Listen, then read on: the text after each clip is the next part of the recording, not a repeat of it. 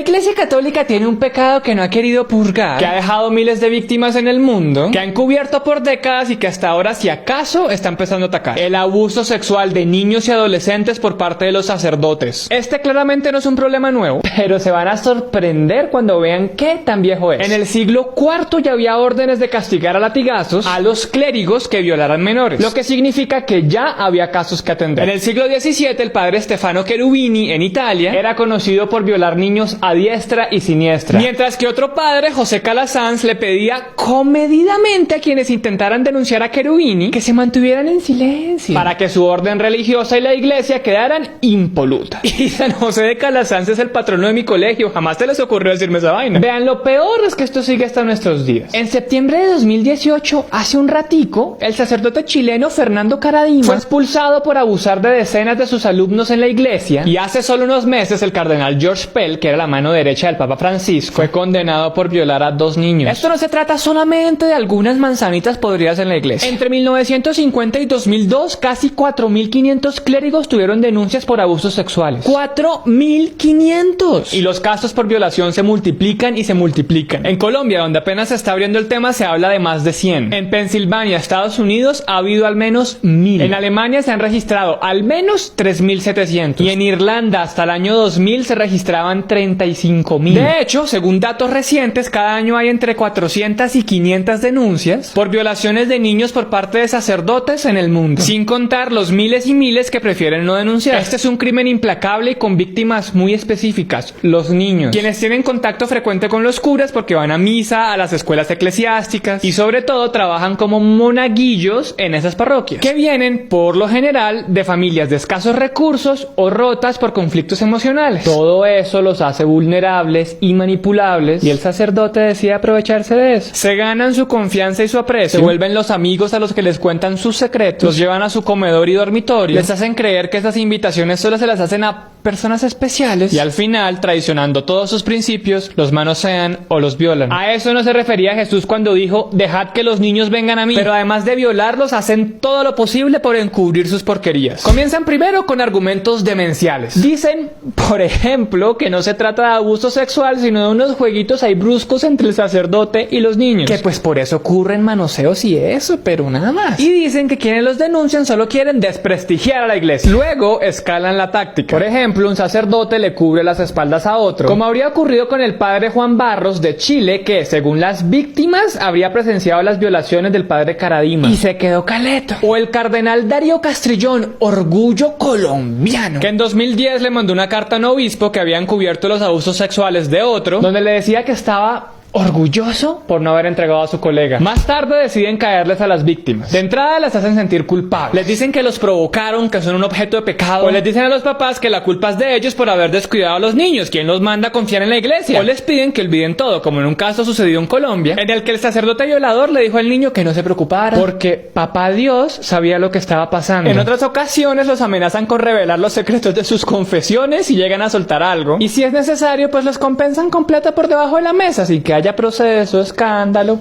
nada, con el compromiso de que anden con la boca bien cerrada. Lueguito se arman con estrategias más desesperadas. Por ejemplo, destruir los archivos, como de hecho sucedió, según contó un padre alemán, con miles de denuncias que fueron desaparecidas en el Vaticano. Y cuando ya se ven arrinconados y cuando ya no hay nada que hacer, se encierran en su castillo de oro y no dejan que nadie entre. Ponen todos sus archivos y registros de denuncias bajo llave y nadie salvo ellos pueden investigar o juzgar, como pasó en España cuando la justicia decidió investigar decenas de casos de abuso sexual, y de 70 sedes de la iglesia católica solo 3 entregaron la información. 3. ¿Les parece terrible que una iglesia que se las da del faro moral de la humanidad haga tremendas cochinadas? Pues aguanten, porque de hecho nos falta una táctica que es política del Vaticano. En 1962 el Papa Juan XXIII les ordenó a todas las iglesias del mundo que mantuvieran bajo estricto secreto todas las denuncias de abuso sexual que llegaran a sus manos, en silencio. Si algún sacerdote hablaba en público podía ser excomulgado. Además de eso, cada vez que recibieran una denuncia, los sacerdotes debían obligar a los denunciantes a hacer un voto de silencio. Usted se queda callado calladito y esto de aquí no sale. Y esa orden, hasta donde se sabe, sigue vigente. O por lo menos el hoy Papa Emérito Benedicto XVI la utilizó en una carta hace apenas algunos añitos para ordenarles a todos los obispos del mundo que mantuvieran el asunto de puertas para adentro. Tan considerado el viejito. En esas vamos, violan a miles de niños y hay una ley de silencio para que nadie sepa qué pasó. Pero además de todo esto, tienen el hábito inmundo de no castigar el crimen, incluso cuando lo descubren. A los padres acusados e involucrados en violaciones los envían a retiros espirituales para que reflexionen. Los suspenden por un tiempo o los reasignan a otra parroquia. Esto fue lo que pasó con un cura acá en Colombia que fue suspendido después de 2 denuncias de abuso a menores, pero cayó parado como el gato porque con todo y suspensión fue reubicado en la parroquia de Brooklyn en Nueva York, con el visto bueno del arzobispo de Medellín, que además sabía de las denuncias. Es un descaro, lo terminaron ascendiendo. Ay, ¿y qué hacemos con ese man? 2 chinos, imagínense. Sí, eso está como grave y la gente está emberracada, ¿no? Bueno, castiguémoslo, mandémoslo para Nueva York. ¿Quién no andaría a sus anchas si sabe que al final no le va a pasar un rabo?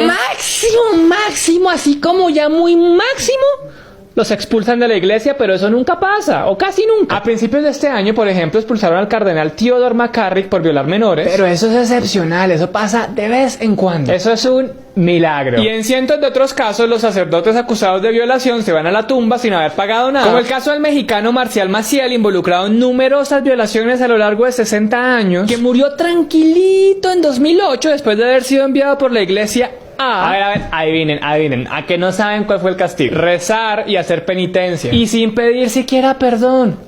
Nada. Pero la iglesia católica, que protesta a morir en otros temas como el aborto, en estos casos se pone bien tibia. El Papa Juan Pablo II miró para otro lado e incluso protegió y ascendió a sacerdotes con acusaciones de abuso. Benedicto XVI habló del tema, se reunió con víctimas, pero era muy reticente a poner a los violadores frente a la justicia. Y el que más se ha metido en el asunto es Francisco, que ha aceptado públicamente que hay un problema con el abuso de menores en la iglesia y que a principios de este año convocó un congreso para tratar este tema y al que asistieron víctimas, investigadores y sacerdotes. Todo muy bonito, muy decorado, excelente la comida, la música, las bombas, pero Francisco todavía sigue debiendo mucho y mandando señales contradictorias. Por los días en que hacía ese congreso, por ejemplo, dijo que no había que exagerar las expectativas porque es que el problema del abuso continuará porque es un problema humano. Traducción: resignémonos, es natural, van a seguir violando niños. Y mandó otras señales extrañísimas cuando defendió a un cura chileno acusado de encubrir violaciones, por lo que le tocó salir a pedir perdón después, pero el daño ya estaba hecho. Y cuando decidió no recibir la renuncia de un cura francés condenado por encubrir a un cura violador, porque él creía en la presunción de inocencia. Al fin, ¿qué, Francisco? ¿De qué lado está? ¿Del lado de las personas que piden soluciones para este desastre, entre los cuales hay millones de creyentes católicos, o del lado de quienes de un modo u otro minimizan el problema? El Papa parece olvidar que esto es un abuso de poder, porque es que no se trata solo de que un sacerdote se le vaya la mano. Parece que violaran a los niños para tener dominio sobre ellos, para manipularlos y para así tener un rebaño obediente. Hasta allá se han pervertido esos sacerdotes. Utilizan su autoridad para convertir a los niños en esclavos sexuales. ¿Será que la iglesia no le está enseñando a sus sacerdotes a conocer sus límites? Después de tantos siglos de abusos y a pesar que la justicia ordinaria se ha ido metiendo poquito a poquito en estos casos y ha empezado a sancionar a la iglesia, no parece que las lógicas vayan a cambiar. La iglesia sigue sin comprometerse a buscar las raíces de este problema, o las está buscando en donde no es. Parece que nos vamos a quedar esperando por los siglos de los siglos.